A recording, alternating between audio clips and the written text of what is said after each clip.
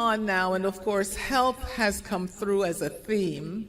And I know that yesterday there was some conversation, maybe some questions that were raised, and certainly in the sessions there's a leitmotif clearly about building legacy. And we consider legacy cultural. I heard somebody saying that it is not only, it's important to build wealth, it is also important to build legacy in terms of culture. So there's the economic, there's the cultural, there's the spiritual, and of course, health is at the center of all of that. And again, I heard some of our panelists refer this morning to the work that she did in an earlier life as a nurse and working with maternal health. So our next panel will focus exactly on the issues of health. And so I'd like to have you give your very full attention to our panelists, and I'd like to ask them to join me at the podium. If you would come up, and I will hand it over to our moderator. We'll introduce our moderator, but I would like to have our panelists come forward on health. Are you a part of this one as well, or is it the Morris Heights folks? I think this is the Morris Heights. Are you? Yeah, right. I'm sorry. Right. Yeah. I mean, no, you're not. No. Huh? No. No. Sorry? Oh, she is? Oh, okay, I'm sorry. Oh, okay. All right, so please come on up. Okay, let me see. So we've got here on this panel at 10:15, we've got, Dr. Mishana Brooks. We've got Marie Millette, and we've got Dr. Pamela Jolly. Yes, yeah, she's a part of it, yes. I'm Pamela Jolly. Yes. The error is there. Pamela Jolly is not on it. So. Okay, well then I'm confused. Isn't this? I'm Pamela Jolly. Yes, right, but you are here on this. Pamela is not on here anymore. It's me for Pamela. Oh, you're subbing for Pamela. I'm sorry.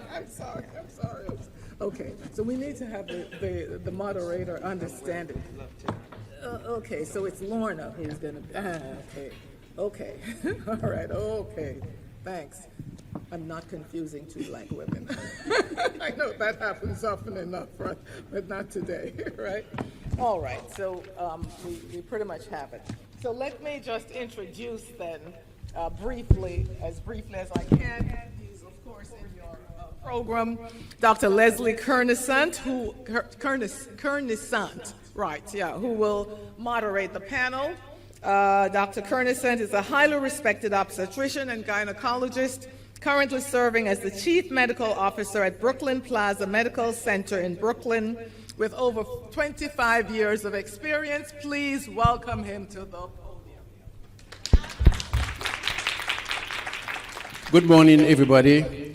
For the past 2 days, I've had the pleasure of meeting what we call women of power. As you know, as a gynecologist, all I see is women in my office. And certainly for the past 42 years, I can tell you quite frankly, I've had a fair number of different type of women. Some very bright, some very extremely intelligent, and some of them are designed to be powerful women. Because I remember when I was in medical school, almost 40 years ago, the class we were 90 students, there were only 5 women. But right now, I can tell you quite frankly, the same class will probably have 90 women and 2 men. So that's the change in the gender specific type of power. The world order now is women control the world. We're going to at least make an attempt to identify the panel, the woman at the panel. Immediately to my right is a dear friend of mine, Dr. Sophia Lubin, who, by the way, I work with, and she's probably one of the most prolific OBGYN in Brooklyn, and I'm sure you're going to hear about her journey from being a medical student to a great attending and to a fantastic surgeon that she is now. Next to her is again Mishnah Brooks. They are related, by the way. And Dr. Brooks is a podiatrist. And as you know, when you ladies go into hair salon and spending so much money for hair and food, guess what? She will be the person to see because she's a foot specialist. Just like people operate on other parts of the body, she's also a surgical specialist in foot therapy. Then we have the third. She's been introduced so many times that I should give her the microphone. So I will go next to her, who happens to be Marie Millette. Marie Millette is a chief executive officer of one of the largest health systems in the Bronx. She oversees close to 35 centers. She's expanding her wings now in Florida.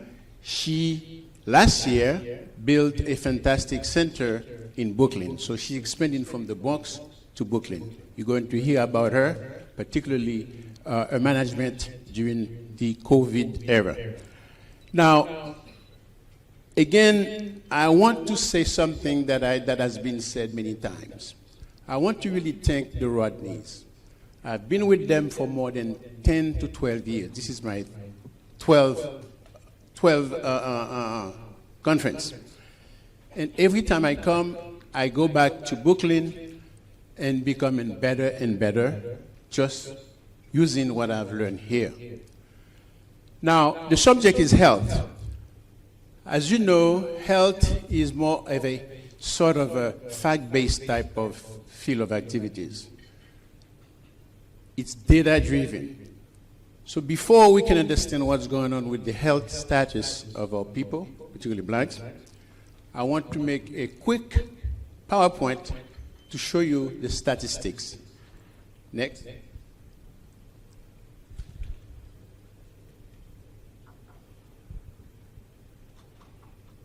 Okay, now the idea is how do you define health?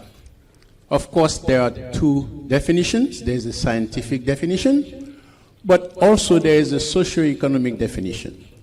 And as you know, I put in parentheses that wealth is a precursor of health. Now, basically, the way you what metrics you use to consider health? Well, in many countries, lifespan seems to be an indicator of good health. And look what's going on. In developing economies, particularly most of these countries are in Africa. And look at the average African lifespan, 62.9 years. When you look at the industrial countries, Europe in particular, look at Spain, 83.3 years. So there's a direct correlation between money and health. Now, the same thing can be applied to the birth. The two things that define us is really birth and death. Look what happened at birth. If you go to the big countries, the rich countries, with the exception of the United States, by the way, it's really 244 mothers die per 100,000 births. So you can imagine. On the other side, look at the developing countries. In Sierra Leone, 1,360 mothers die out of 100,000 births. Look at the others, 880, Central Africa, Chad, Somalia, and so forth and so on. And after Gambia, guess who come next? The United States. This is an aberration. the country, the richest country in the world, and yet almost number 9 on the maternal death. Now, I just want to emphasize the maternal death again. As you can see, that's US. US is almost the 9th country with an economy that is definitely the best in the world. Again, you see it again. Now, this is the actual US maternal death. Look what happened in 2019. You had 754 per 100,000. Look what happened in 2021. That's part of the COVID impact. 1,201. In other words, every year you have 1,200 mothers die out of 100,000 births. Now, the reason why the United States is that high has to do with the black population. So there goes what you call a black maternal health crisis. Now, one can say, is there a race relation? Yes. As you can see, the socioeconomic disparities, poverty, housing, insurance, access, discrimination, all that contribute to making that high maternal death among blacks. So we call that Black Mamas Matter. We are launching some sort of a movement among black doctors to make sure that is no longer acceptable. US black mothers die 4 times more than white women. So again, I'm pushing the movement. We are trying to make sure we address the issues that cause that. Again, I want you to look at the slide. Black women. Every 40% of the total number of deaths happen to be in black women. Okay, what is the reason? The reason is simple. You have 800 women die in the US annually from pregnancy-related conditions each year. At that 800, you have 40% of them happen to be black. And we do not make up 40% of the population. 65,000 life-threatening pregnancy complications per year. Black women, again, 4 times more likely to die during birth. 83% of these deaths occur before and after delivery. In other words, if you're going to die, a good number, 21%, will die before they reach term. At the time of delivery, 18% die during delivery. And the rest die postpartum. In other words, the days after you give birth. Now, we thought in Brooklyn, I put the same bowl, look at what consider health inequity community. In Brooklyn, 16% of all mothers have no care or they go to the doctor very late. Preterm birth is almost 12% in Brooklyn. Look at on the other health equity community, only 4%. Low birth rate, 11% in blacks, 4% in any other communities. Infant mortality, 6.7 out of 1,000 babies die as compared to the so-called equity community, 1.9. I even went higher by making sure that I identify the communities. If you have Manhattan, Midtown, infant mortality is 0.7. If you take Brooklyn, Barnesville, and Flatbush, 6.4. Definitely, there is a problem. So we have to agree that wealth dictates health. Now, one asks yourself, why is it so?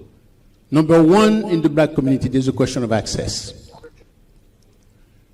Secondly, in America, which happens to be a very capitalistic country, we tend to use the more expensive doctors, 6 obstetricians and 1 midwife. In other words, that's the ratio. In Europe, it's the reverse. 6 midwives, 1 obstetrician. Why? I mean, I'm a physician, I'll tell you. When you have midwives, you have the best of everything. There's less C-section. The C-section rate here is 32%. And the more you rush to the operating room, the more you have surgical complications. Third, postpartum is not even recognized in the United States. A black mother has to go back to work 6 weeks later. That is not fair, because that's when you start bonding with your kids, you start having some issue with infection. So we are really advocating to change that.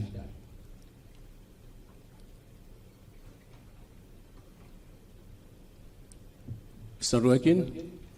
Can you help? All right. Again, the reason black mothers in America are more likely to die because a fair number of them have no insurance.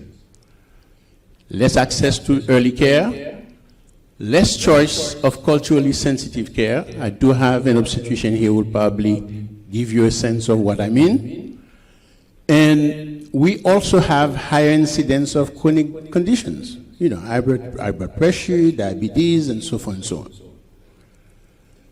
Again, it is not, if you look at it, they made a study of 3 years in a row where they compare whites and blacks. If you look at it in 2018, the ratio of white women was 14.9, while black was 37.3, and look at it, now it's 55.3 in 2020. So basically, it is a major, major crisis.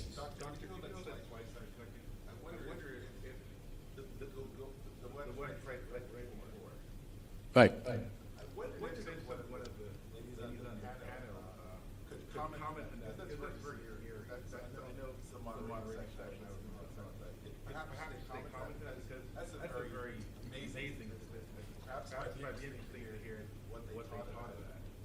Well, obviously, in medical school, yeah, I will probably get to that. Okay, so anyone wants to, go ahead.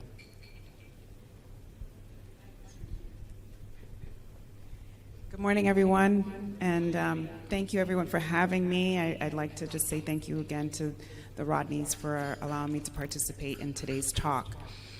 As we address the concept of your question, sir, regarding maternal mortality, in the United States, these numbers are not, these are true. These are real numbers, the concept that for every 1 white woman, that 4 black women will die in childbirth or throughout the prenatal and birthing process and afterwards.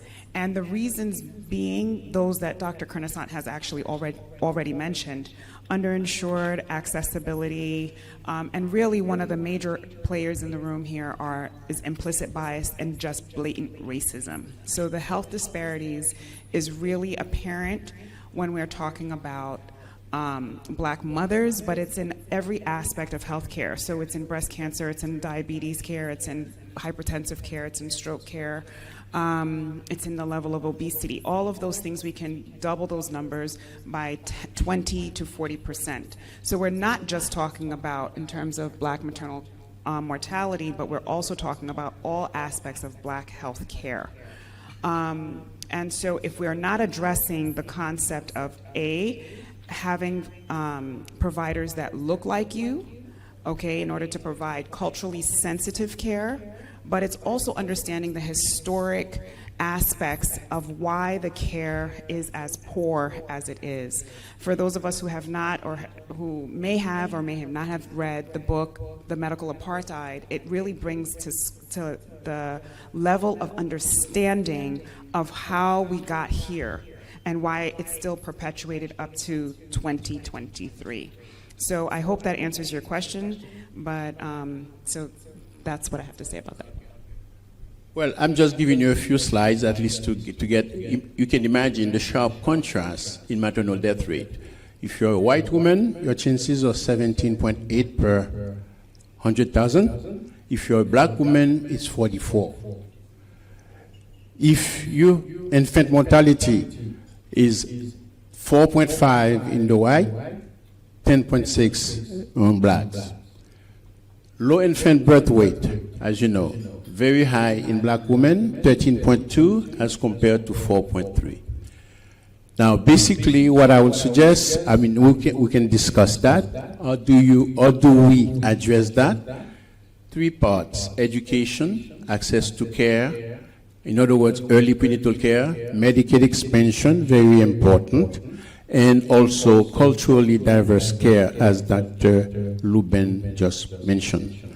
Now, what I call continuity of care is really bridging the gap. In other words, we should have a full circle maternity care, not only from prenatal, it has also to be in the delivery room. Because a fair number of clinics in America, the patients, particularly black patients, you follow in the clinic, and when the time to deliver, you call 911 and you end up in any hospital called the safety net hospitals. That's something that we have to address as well. I will stop here, and I will probably give my next panelist, Ms. Marie Millet, who will probably give you a sense of healthcare management, particularly during COVID. Can you guys hear? Good. Hello, everyone, and thank you for an opportunity to be here and speak my truth, I guess. Before I start, I think they're gonna, okay. Before I start talking about healthcare delivery models, I just like to take a moment for us to really consider what and why we're talking about healthcare. We talked a lot about ways to improve our lives, to generationally improve the lives of others. But the one thing we're going to need to be able to do that is time. So time is indeed our most precious commodity. Time is free. Time is priceless. You can spend it, but you can't store it. Once you have used it, you can never, ever get it back. So our health is our time capital. So I would say this is one of the most important discussions that we're going to have now. Health disparities steals the time from people of color, from our poor, from our elderly, from our children, and from our less fortunate. So just to begin to understand the framework from where this discussion is coming. In the 40 years I have been in healthcare, I started my career in acute care in hospitals. I've worked in hospitals, been in charge of operating rooms, ICUs, CCUs, administration. And what I realized, that the people that walk through hospital doors are already sick.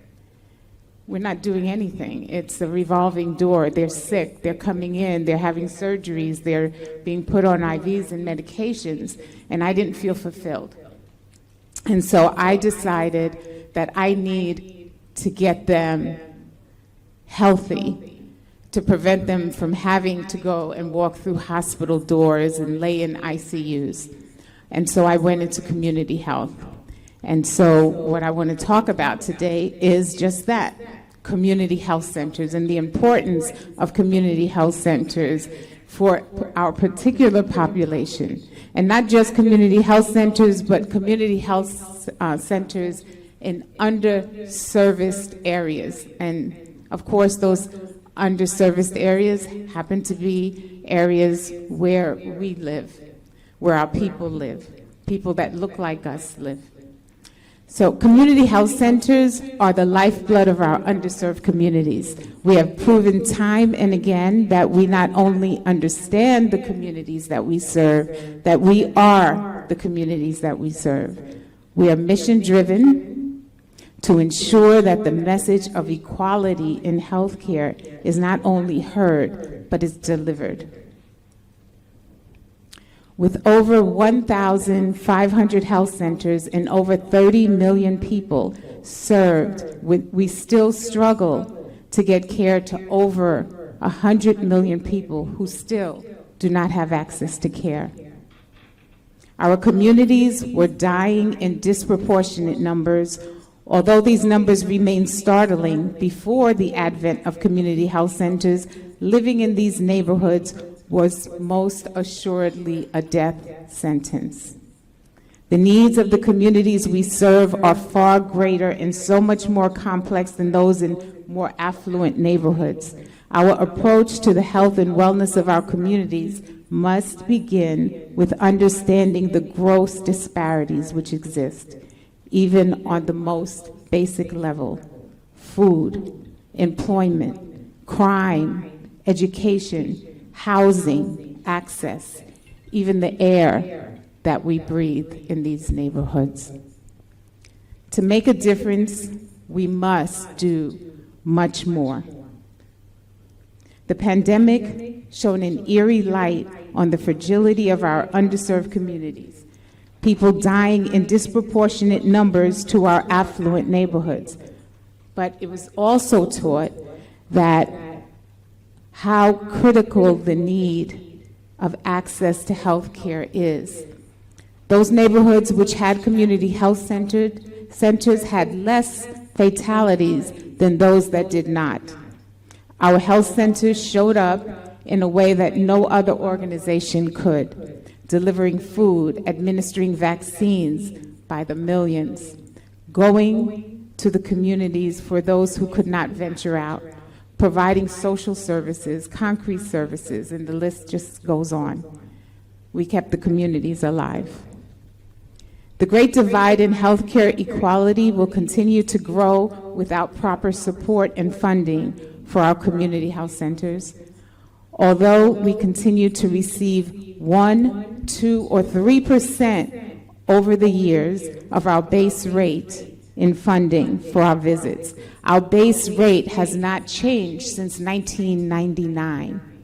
So we are still getting percentage increases based on a cost that was established in 1999 through 5 presidents and a 200% increase in healthcare costs. Although we remain steadfast working with our representatives to address the financial challenges, we also recognize that quality healthcare is the business of all of us. It is time for us to become partners in this mission, to become economic drivers in our community, to be the providers of choice for the people that we serve, for our address can no longer be the indicator of the care that we receive. To know your destination is the first step to your journey. The steps of community health centers have taken us deep into the hearts of those that we serve. So thank you. I hope that I was able to share a little bit about what these centers, not hospitals, but these health centers do every day in saving the lives of our communities. Thank you. Now that I'm no longer practicing medicine, I'm a teacher, I'm asking the audience, what is your experience in your community during COVID-19? Anyone? Yes.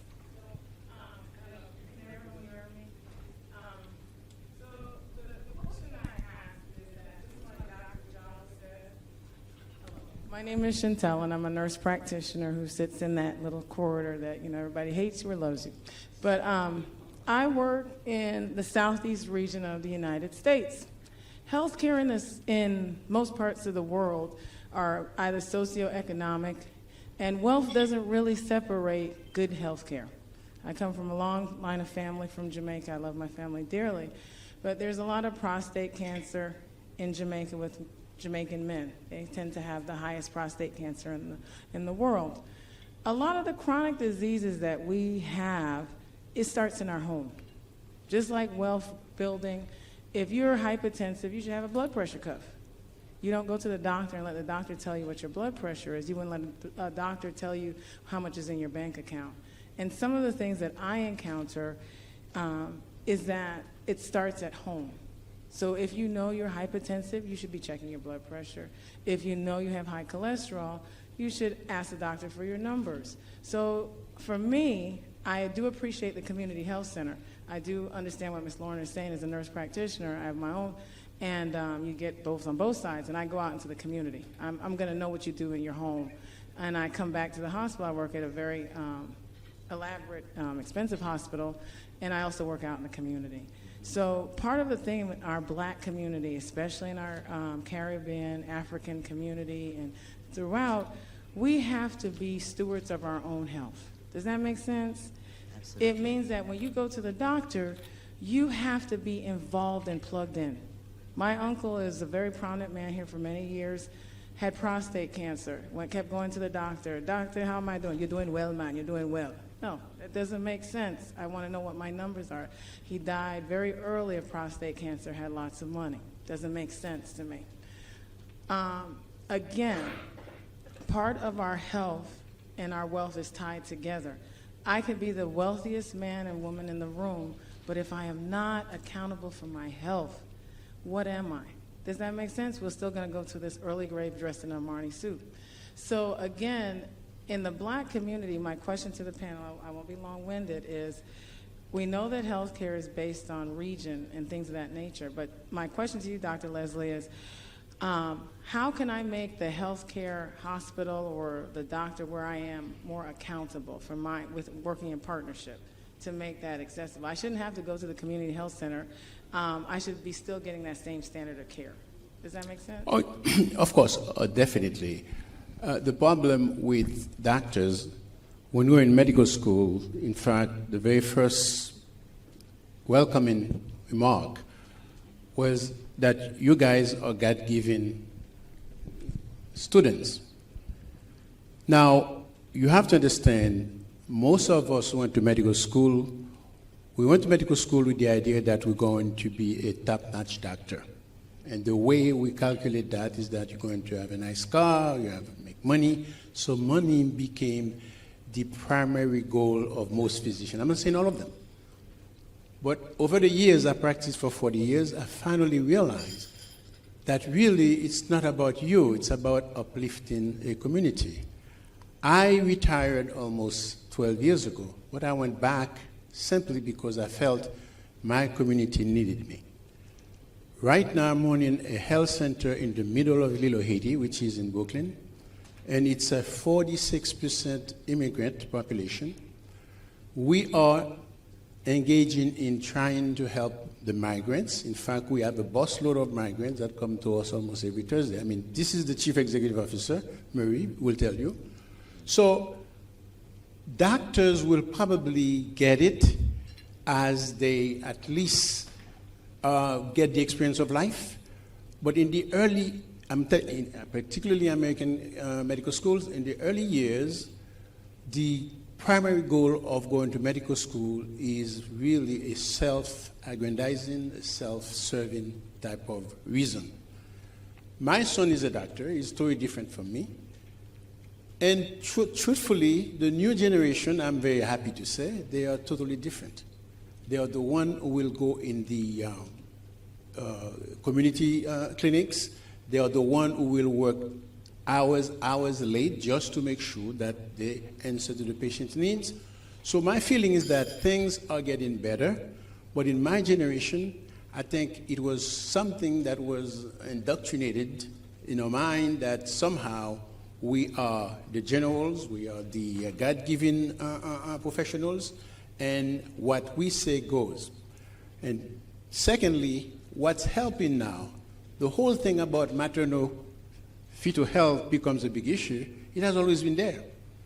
When I graduated in 1975, I mean, black women were dying just the same they are dying now, except it was never an issue. Now it becomes a national issue. You know why?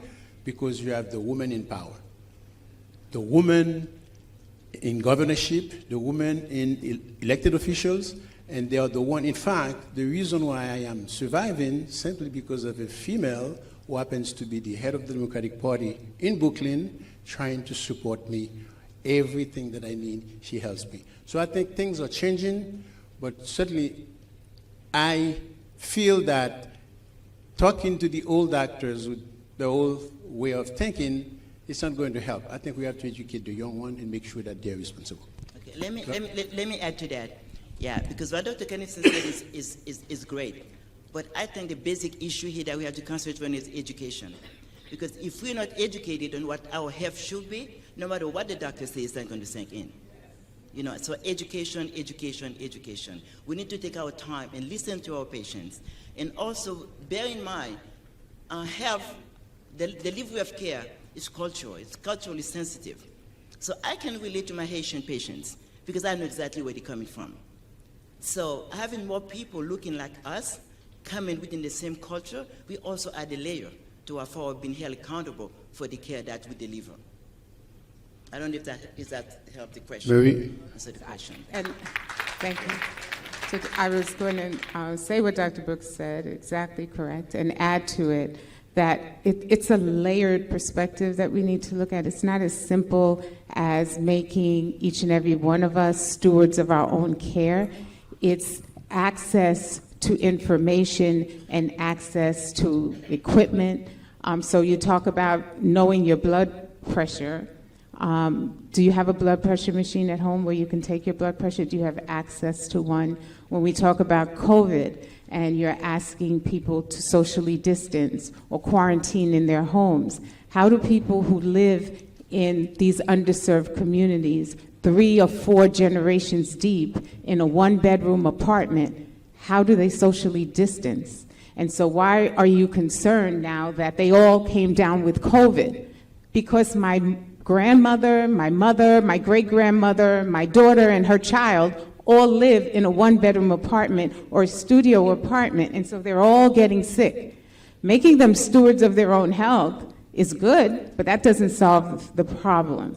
That doesn't solve the problem. And so the problems that they have in these communities are so complex and so layered that it takes real planning and understanding, cultural understanding, delivery of care models that are culturally sensitive, teaching people how to live healthy lives and still be respectful of the culture that they live, because that's the only sustainable model, right? And so, yes, be stewards of your own health, know your bodies, but we have to move towards prevention. I don't want you to know what your high blood pressure numbers are. I don't want you to have high blood pressure.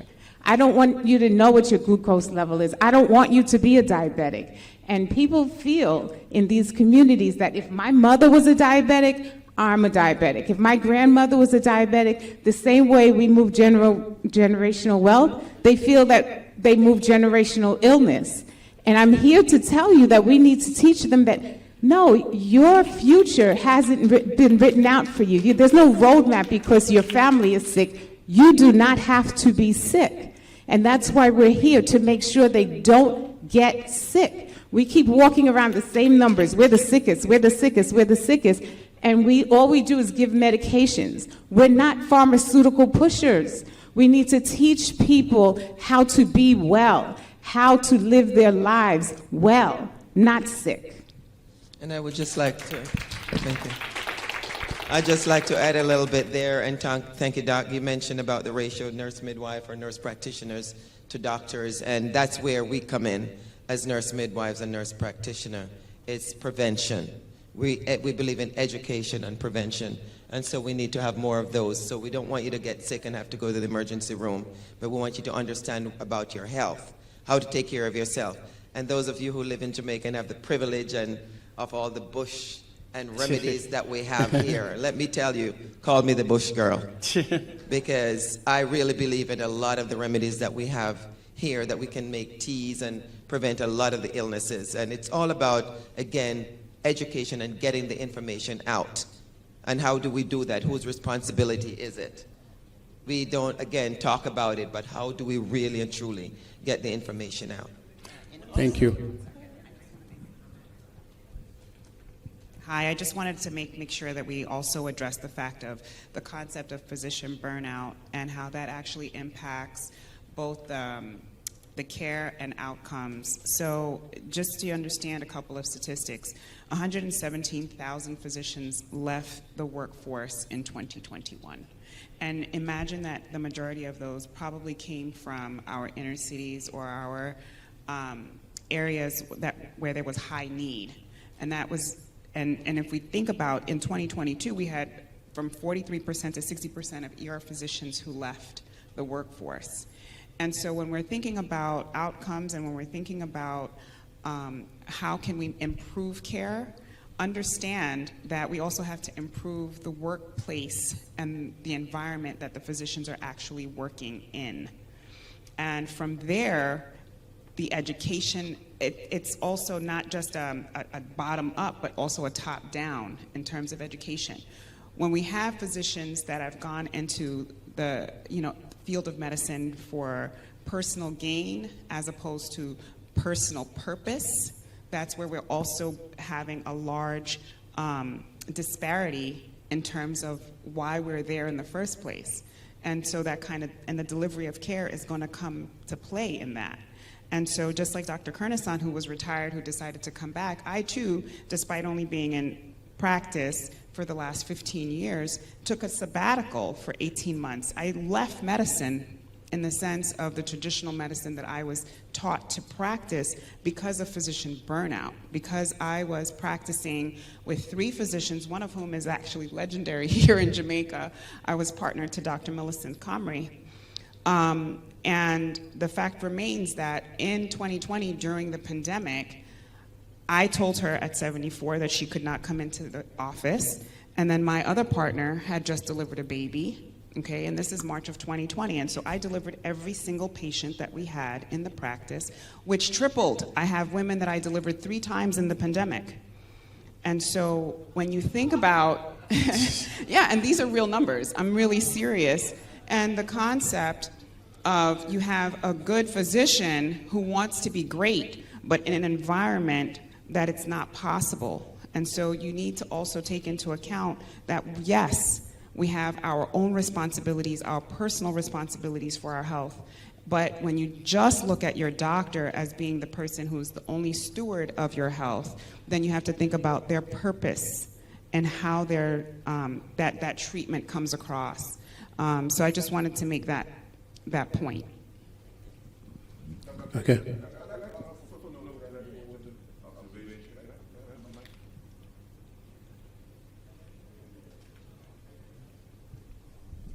By the way, I decided to go back to work.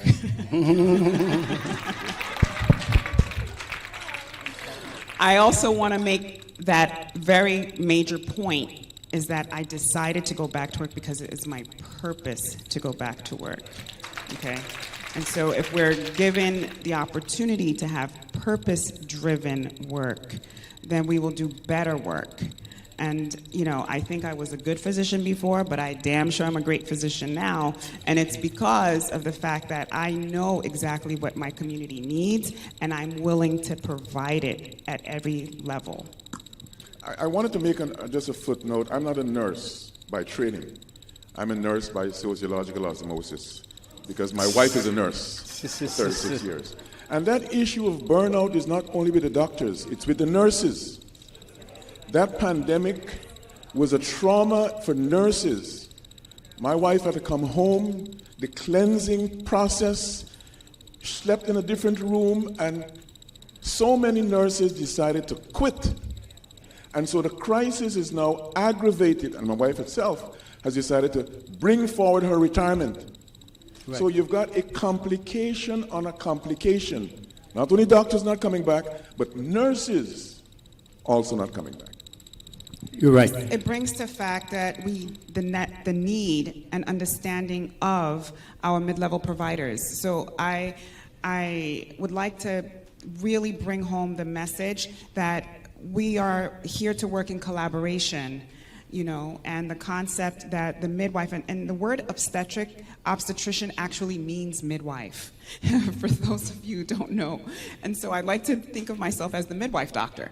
But at the end of the day, the mid-levels that are like have become, because of this kind of like basically exodus in medicine, you know, from your higher level providers, so to speak, the way that nurse practitioners and nurse midwives have come into the scene, you know, and those of you who are actually able to run full offices, full scope, and what they do for prevention of care is so amazing and important and crucial, and really is important in terms of when we look at the way that other countries with great healthcare outcomes function, they function through these mid-levels.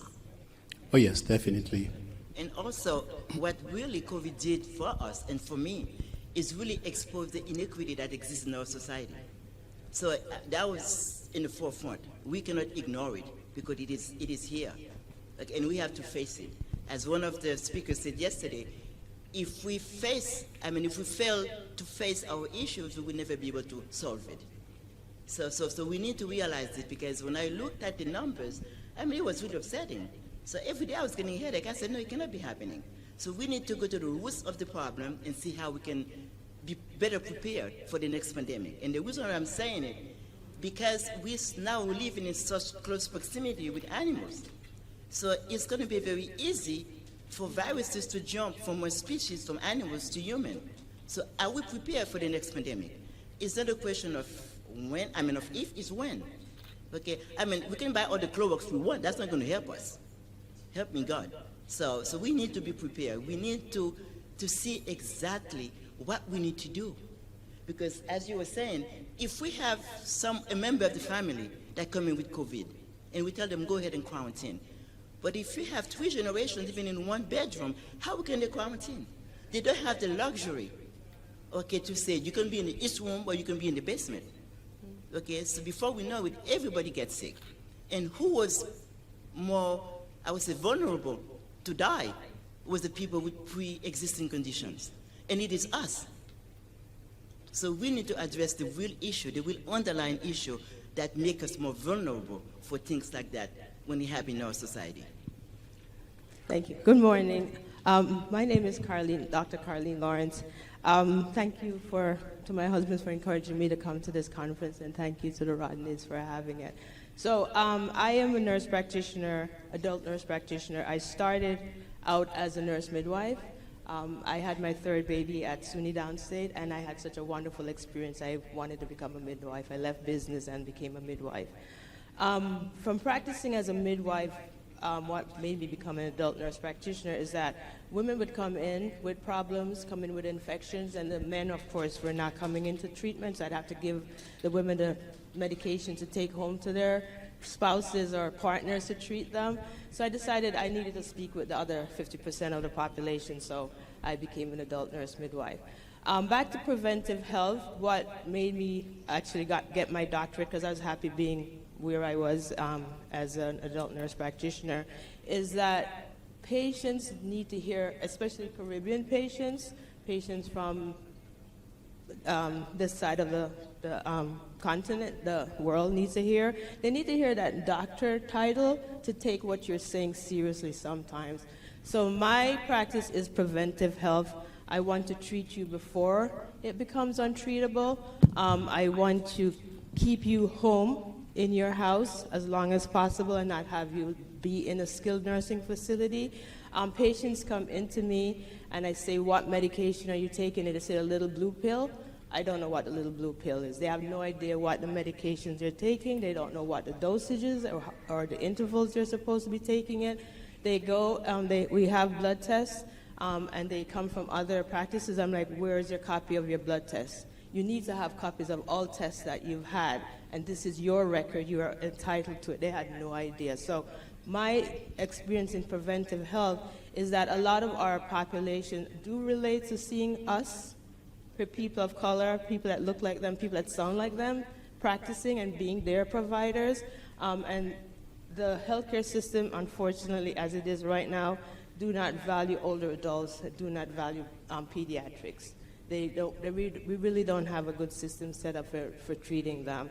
And women's health has improved a lot, and thank you so much for being really excellent providers, but there's so much more to go and so much more to do. Right. Lorna? Yeah, thank you. My colleague over there is another nurse practitioner. Yeah, but to emphasize again, the role of the nurse practitioner, nurse midwife, is to prevent you from going to the doctor. Is to educate, and we really take that very seriously in education, every aspect of education, so that you won't need to see a doctor. So doctors tend to be more, we're trained for pathology, right? To make, if something was wrong with you, that's the purpose of the doctor.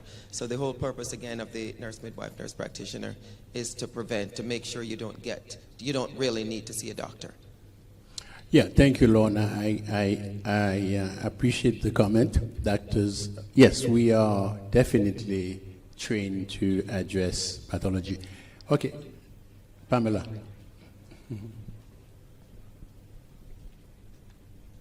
First of all, I'm just so grateful for every single one of you on the panel.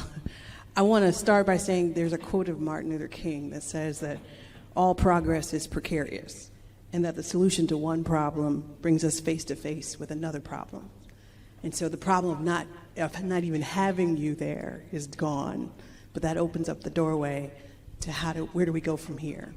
My mother was an oncology nurse, and she would always tell me that often we don't die of fear of the disease, we die of fear of the diagnosis. And if not fear of the diagnosis, fear of the pathway towards treatment, or fear of finding someone that will care for us.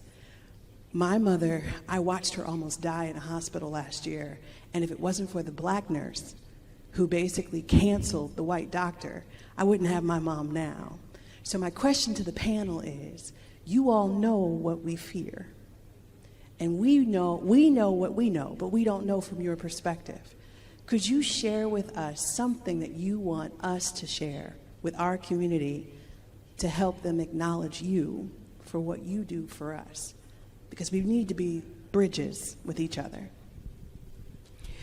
I love that question in the sense of the concept of, for me, it really reads back to the concept of advocacy, and I completely understand what you're talking about. My sister almost died in a hospital as well, and had I not been able to get there in 19 minutes, she would have died. And in a hospital that I trained in. So it was very scary. But one of the things that I actually just launched a podcast, and it's called Embrace Your Body, Embrace Yourself. And the reason why I launched this podcast is so that we can have a sense of agency over ourselves and have an opportunity to really, if you don't feel right in your body, to actually say you don't. And to lose that sense of fear. And I think it's once you really are more in tune with what's going on with you, then you can then bring that to the forefront. And I definitely think that if you are able to, as the patient, from the perspective of the patient, you're saying the concept of how to praise people like us so that we feel the commitment and the constant and reinforcement of how to do this kind of work. I think it comes from when we are educating, that education goes beyond just you, right? So that you got a sense of education from your mom, but that education goes far beyond, and that sense of advocacy for yourself goes beyond what your mother has given to you and what you're able to give to your daughters, sons, etc. So I think it definitely, as many of us here on the panel have already said, the education process or the understanding of your own body, but more so having full agency over your body, understanding your actual body in order to then say something is not right. And then bringing that to the forefront and taking it to whoever will listen. So the fact that you had that one nurse, taking it to whoever will listen in the room. And if it is the cleaning lady in the room, okay, listen. And if you have to, and if it has to go that far, then let it be that. But the bottom line is take it to whoever will listen, because that one person who's listening to you can then move the needle and be able to be the person who can maybe make the difference.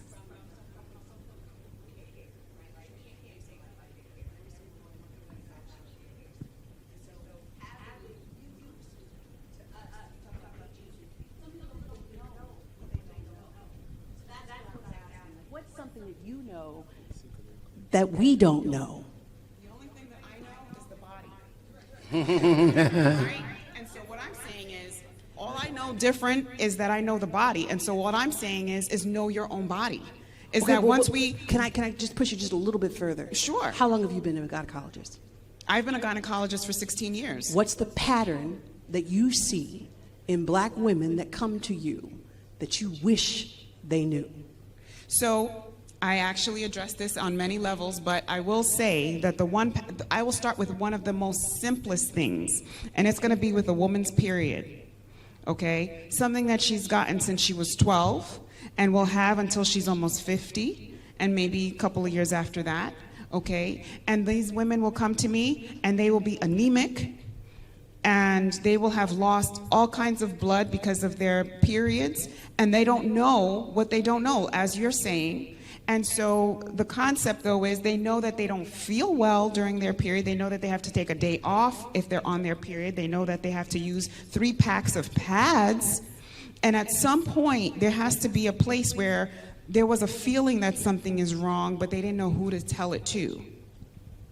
And I think that's the only difference, is that I'm able to tell them, no, that's wrong. Something was wrong here. And to ask the question. I have to say that you can go to your doctor, you may have all these things, and they not necessarily are asking that right question. Right. That's what I'm saying. They don't even know what to ask. That's what I'm saying. And another thing is about, again, it goes right back to education, knowing what they don't know. One of the things that I picked up a lot is simple eating habits. That you don't know that it's not okay to eat certain foods if you're pregnant, or too much salt, or you need salt.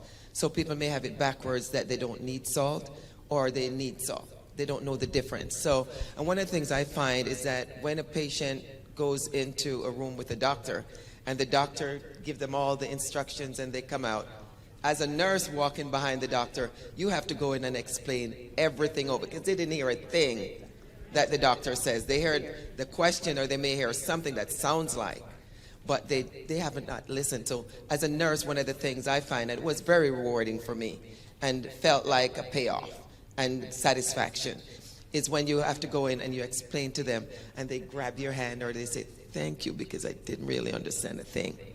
So yeah, so making that patient feel that connection with you as a nurse is special. And after the pain and suffering that they feel they have to go through in having a child, and they scream and they yell at you and they call you names, and after that baby comes out, they grab your hand and they say, thank you. That's the satisfaction that I do get. Hi. Oh, I'm sorry. So I would say that one thing that's different from the more affluent communities, and perhaps us, is support systems and advocacy. And many of us walk in to see these doctors alone.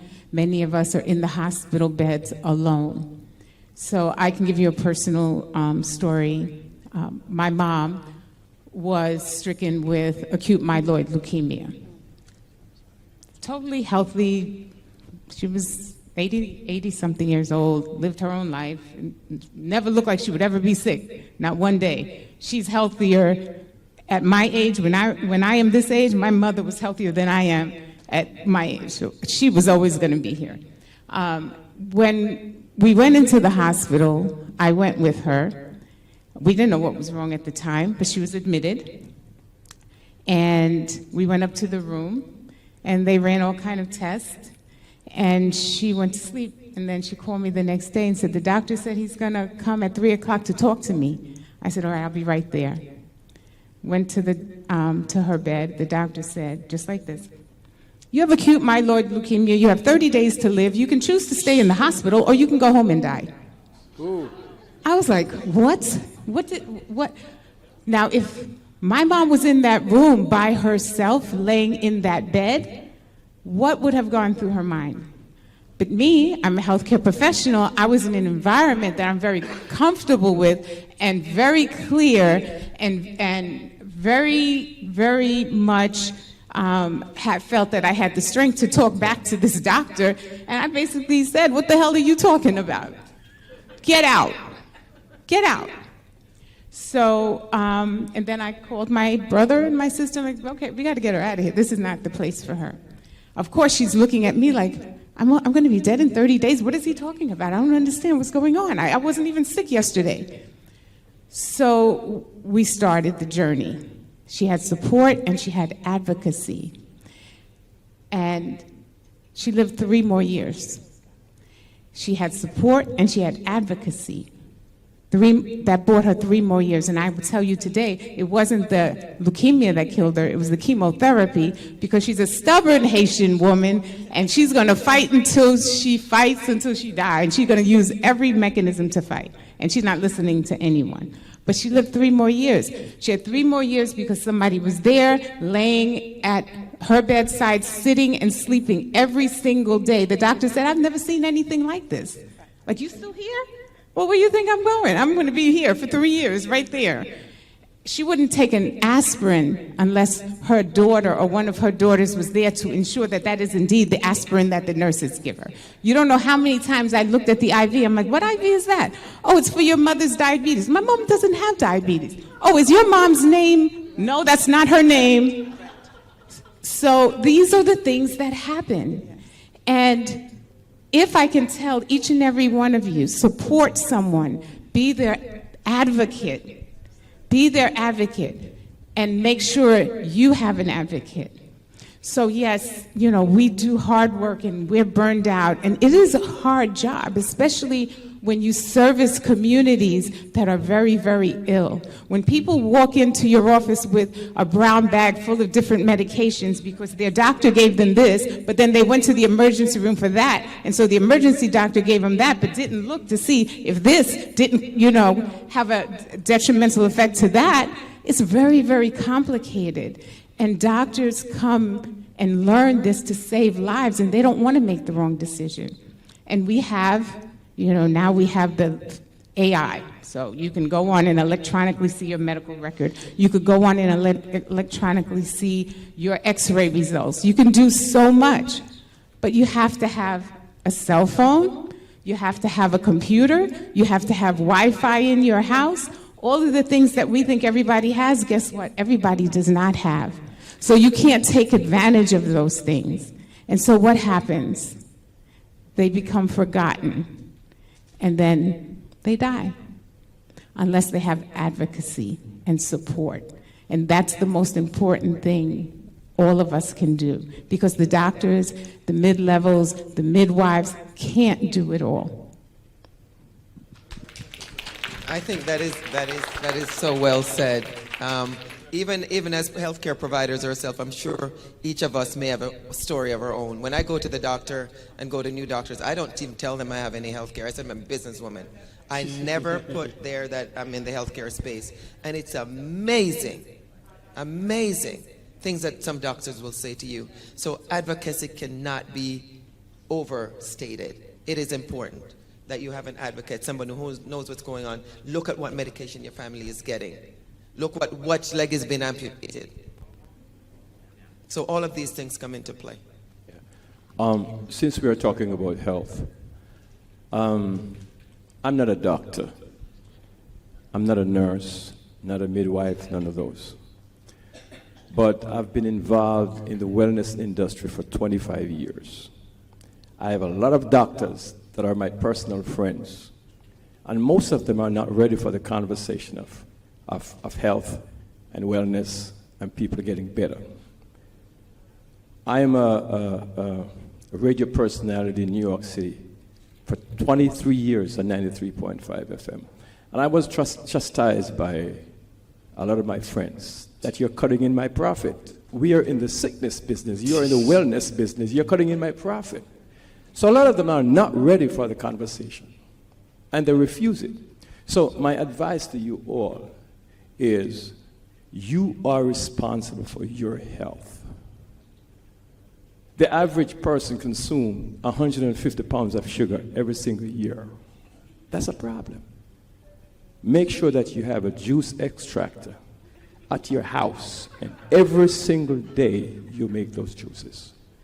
Leave the medication. It will kill you. Jamaica, the biggest problem in Jamaica is sugar and salt. Right. And most of the companies that people idolize are the ones that are making the product that's going to kill you. But they're not ready for that conversation. So I leave it at that. Yes, right? Thank you very much. I do hear you. Just like Dr. Lubin just mentioned to you, some of us are in the business because we are purpose-driven. Others, we are profit-driven. You have to understand, in America, being a doctor is a very expensive venture. The average doctor probably have loan between $350,000 to $450,000 to study medicine. So there must be a way for him to make the money. That is what makes these doctors a bit of a businessman rather than really a physician. What I will say to that, it is immoral for you to start using profit instead of outcome, because we also are trained to be morally correct. If I'm going to operate and the patient dies on the table, my life is destroyed. Not only my life, also there is something called in New York malpractice that follows you for 19 years. When I deliver a baby, I am responsible for that baby until high school. 18 years. The average obstetrician pays what? $180,000 worth of malpractice. Of course, if you belong to a clinic, the federal government help. So it is a very expensive venture. In fact, one thing that you have to realize now, there's going to be a very high shortage of physicians in the next 10 years. We will be short by 130,000 physicians. So how do we, think about it, the black community, how do we push our kids to go to medical school? My personal feeling is that in the black community, in certain communities, I think the midwife, as an obstetrician, is probably the key to our problem. The midwife is very compassionate, and most of them are quite competent. They are less invasive in their treatment. They don't use vacuum, and they are very patient. I've had midwives who call me and say, "Doc, we can wait another 2 hours." I say, "Well, we've been waiting for 12 hours. Why don't you just go for a section?" That's my decision. She will convince me, "No, I'll wait and make sure." And ultimately, she delivered a baby. So in other words, as I get older, I get a totally different perspective of what medicine is all about. So I agree with you, but you have to realize these doctors who are telling you that wellness is not good, they want to see, I think these are not doctors. They should get out of medicine and find something else to do.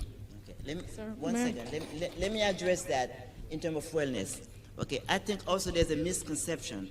We are living in a society, what matters is profit. It's not the patient, okay? It's how much revenue that can be generated. So wellness, that's right. Wellness is a big industry right now.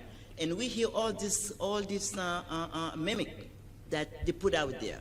Like white sugar is not good for you. You have to use brown sugar. But I keep telling my patient, sugar is sugar, because what my body sees is the molecular sugar, no matter what color it is.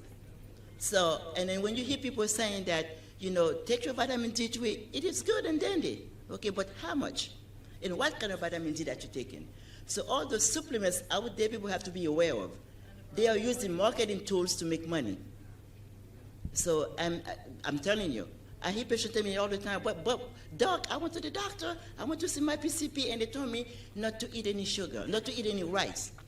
I says, really? I said, yeah, I've been good. I've been following my diet. What do we eat? I eat corn.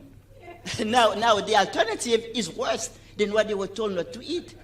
So that's why the education come into play. Crucial.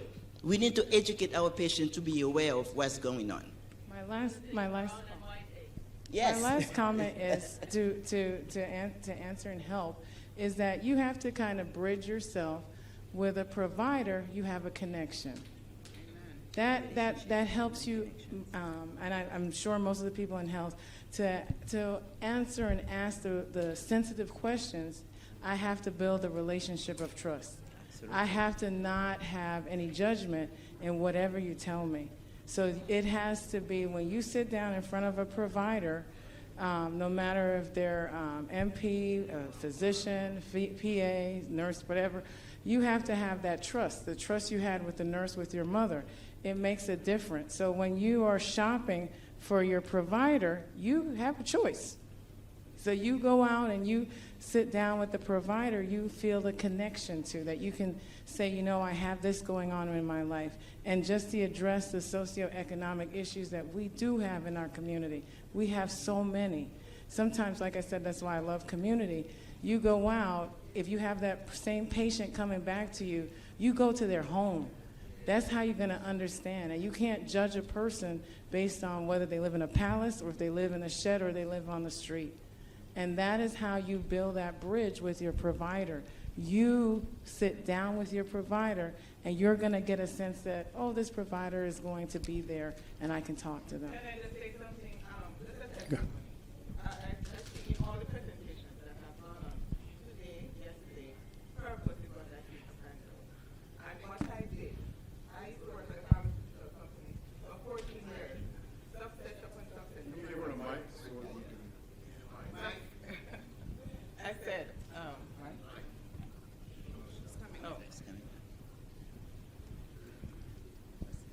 my name is Dr. Shelley, and I'm saying to you that what I've been hearing is purpose throughout the entire presentations from different people from yesterday into today. I left my very successful job because I recognized that there was an issue in healthcare, right? I recognized there was an issue. Why did I need to go and do a whole master's in health administration? I actually didn't. But when I looked around me and I saw the issues that were happening in healthcare, I decided to go and do that so I could communicate a little better with the doctors. Fast forward, at the end of it, I managed 14 medical clinics in South Florida between Broward and Palm Beach counties. I looked at the doctors and I worked with them to provide that patient care that is, what is it again? That one that is more training and development to provide that bedside manner, because they were missing. Who just said it? You just said that the doctor said to her, you have 30 days to live. So things like that, I was held accountable. Doctors were held accountable for those kind of actions because the payments had to come through. Don't gotta get into healthcare, history, managed care, Medicare, Medicaid, and all of that kind of thing. It is also compensation. I heard some of you mention also that compensation in terms of the babies, when you're getting that C-section, the blacks in our community usually say it's gonna cost them more. No, the doctors are going to get more pay if they cut them. So they cut them just so. And if you look at the statistics, it showed that more blacks got the C-sections than the ones who are. Right. So basically, that's it. Thank you for that comment. Would you wrap it up, please? Because we do need to move on. I think this gentleman, has been. No, really, we do have to go on. Okay. He's been put off so many from both. Pardon? Just give him a chance to just ask one question. I've given him so many chances. All right, thank you. I really appreciate that. Firstly, I want to say great presentation by everyone. Just to track back a little bit, I have a medical thing I want to talk about, but first I want to say to Ms. Lorna that recommendation in terms of getting young people involved, that was a great thing to suggest in terms of presenting someone who they may want to follow or something like that.